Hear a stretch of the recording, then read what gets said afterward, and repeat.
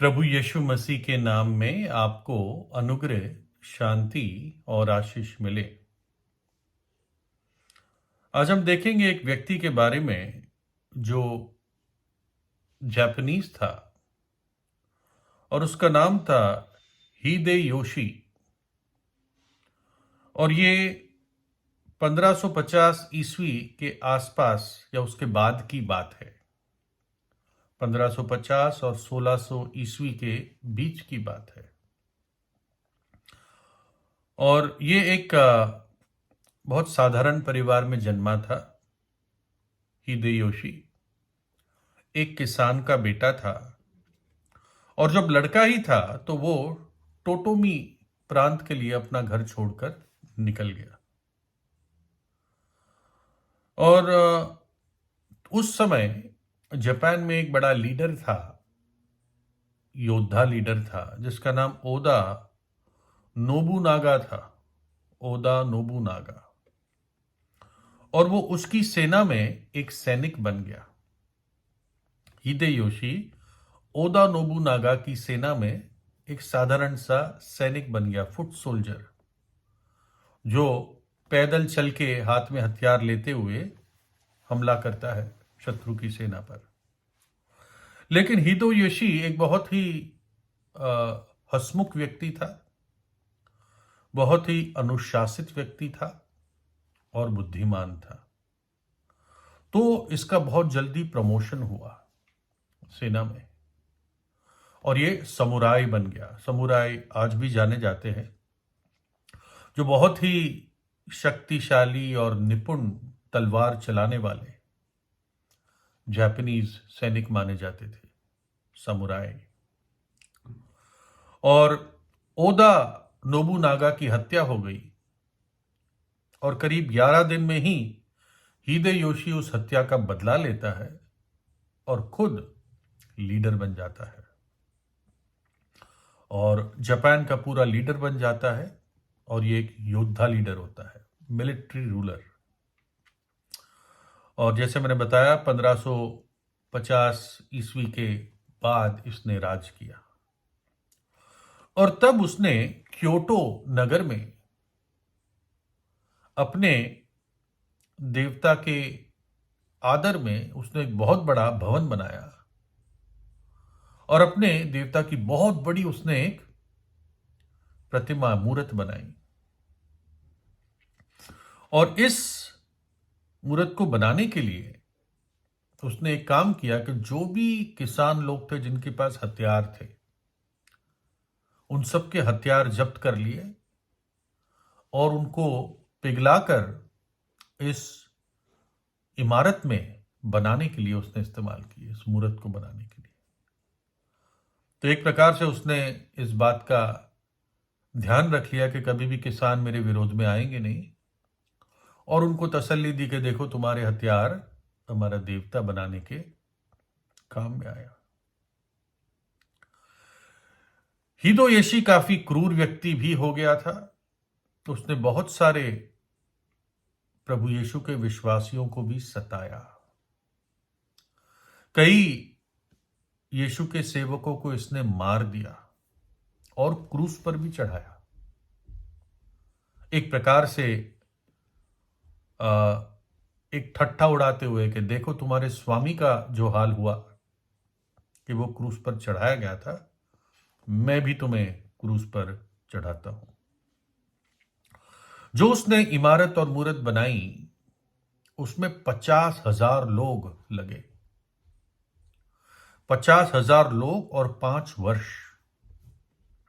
तब वो मूर्त और उसके ऊपर बहुत बड़ा भवन का काम बस पूरा ही हुआ था।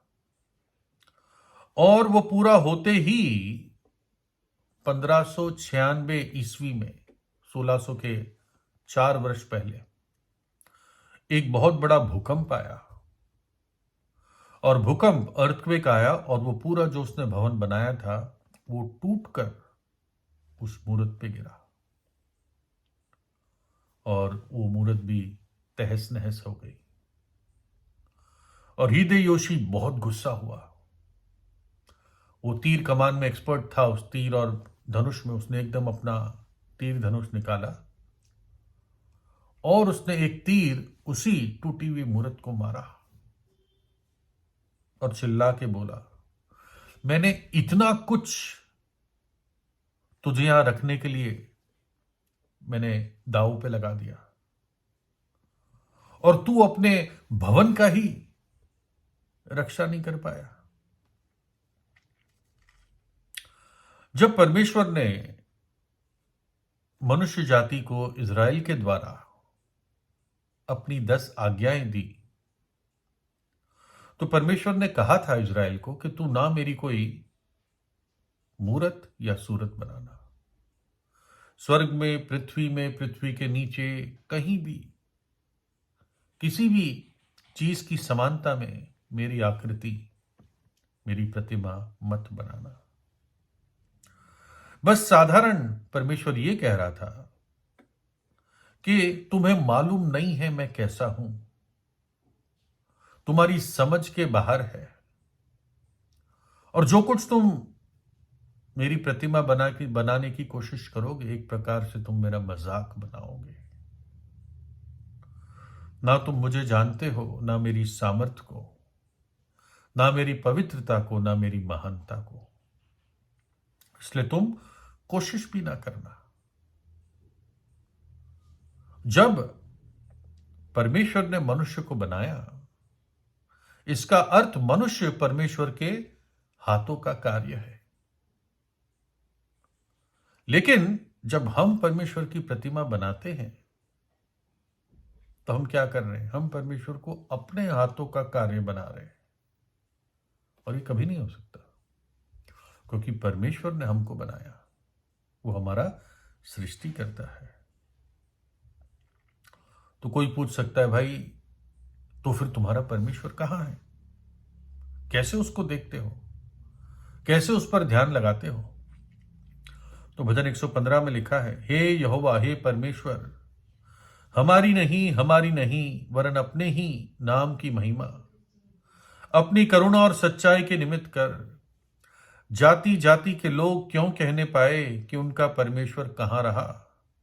हमारा परमेश्वर तो स्वर्ग में है, उसने जो चाहा वही किया है। परमेश्वर को जानना एक बहुत कठिन बात है, मनुष्य अपनी बुद्धि से उसको जान नहीं सकता, और इसमें संदेह नहीं कि भक्ति का भेद बड़ा गंभीर है। ईश्वर शरीर में प्रकट हुआ, अपना परिचय देने के लिए, अपने आप को प्रकट करने के लिए वो खुद हमारे बीच में आया। वो मनुष्य का रूप धारण करके आया। परमेश्वर का पुत्र जो स्वयं परमेश्वर है, जिसका तत्व परमेश्वर है, वो मनुष्य का पुत्र बनकर इस धरती पर आया, एक कुंवारी के जरिए जन्मा और हमें दिखाया परमेश्वर कौन है। जब प्रभु ने बताया अपने चेलों को कि मैं अब वापस जाऊंगा, मैं क्रूस पर चढ़ाया जाऊंगा और तीसरे दिन जी उठूंगा और अपने पिता के पास वापस चला जाऊंगा, तो उसके एक शिष्य ने कहा, थोमा उसका शिष्य था, थोमा ने यीशु से कहा, हे प्रभु, हम नहीं जानते कि तू कहां जाता है, तो मार्ग हम कैसे जानेंगे? यीशु ने उससे कहा, मार्ग और सच्चाई और जीवन मैं ही हूं, बिना मेरे द्वारा कोई पिता के पास नहीं पहुंच सकता। यदि तुमने मुझे जाना होता तो मेरे पिता को भी जानते, और अब उसे जानते हो और उसे देखा भी है। फिलिप्पुस ने उससे कहा, जो और एक शिष्य था, हे प्रभु, पिता को हमें दिखा दे, यही हमारे लिए काफी है। यीशु ने उससे कहा, हे फिलिप्पुस, मैं इतने दिन से तुम्हारे साथ हूं और क्या तू मुझे नहीं जानता? जिसने मुझे देखा है उसने पिता को देखा है। तू क्यों कहता है कि पिता को हमें दिखा? जिसने यीशु को देखा उसने पिता को देखा। जिसने यीशु के स्वभाव को पहचाना उसने परमेश्वर के स्वभाव को पहचाना।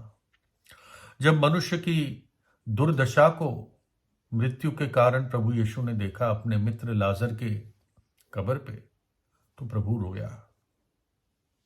जब एक बहुत अमीर व्यक्ति को अनंत जीवन खोजते हुए प्रभु यीशु ने देखा, लेकिन उसके पैसा का प्रेम उसको अटका के रख रहा था, रोक के रख रहा था। तो प्रभु यीशु ने उसको प्रेम की नजर से देखा। प्रभु ने उससे प्रीति करी, उस पर दया करी। बुरे से बुरे पापियों को प्रभु यीशु ने क्षमा किया, उनके पापों को क्षमा किया। कोढ़ी जो कोढ़ से भरे हुए भी थे, उसको स्पर्श करके प्रभु यीशु ने शुद्ध किया। मक्कार धर्म गुरुओं को प्रभु यीशु ने 7 बार लानत दी। विधवाओं पर उसने दया की, और जो दुष्ट आत्माओं से, बीमारियों से पीड़ित थे, प्रभु यीशु ने उनको राहत दी, चंगाई दी, आजाद किया। और ये परमेश्वर है, और यही प्रभु यीशु है।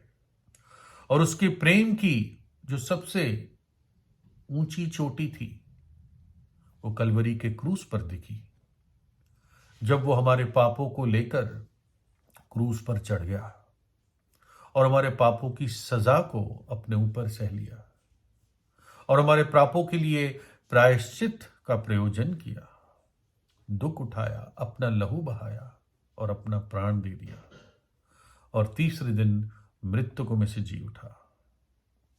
भजन लिखने वाला कहता है, जब वो पश्चाताप करता है या जब कायल होता है, भजन 38 में, तेरे क्रोध के कारण मेरे शरीर में कुछ भी आरोग्यता नहीं है, और मेरे पाप के कारण मेरी हड्डियों में कुछ भी चैन नहीं, क्योंकि मेरे अधर्म के कामों में मेरा सिर डूब गया, और वे भारी बोझ की तरह मेरे सहने से बाहर हो गए। मेरा अधर्म, मेरा पाप मेरे सहने से बाहर हो गए, भारी बोझ हो गया। और प्रभु यीशु कहता है, हे सब परिश्रम करने वालों और बोझ से दबे लोग, मेरे पास आओ, मैं तुम्हें विश्राम दूंगा। मैं तुम्हारे बोझ को हटाऊंगा और अपना हल्का जुआ तुम पर रखूंगा, ताकि तुम मेरी आज्ञा, विधि और पवित्रता में चलो। तो इसलिए प्रभु यीशु पे विश्वास करें, उसको अपने हृदय में बुलाएं, है ना। वो जीवित परमेश्वर है। परमेश्वर ने अपने आप को प्रकट किया। हम परमेश्वर को नहीं बना सकते, उसने हमें बनाया और अपने आप को हम पर यीशु मसीह में प्रकट किया।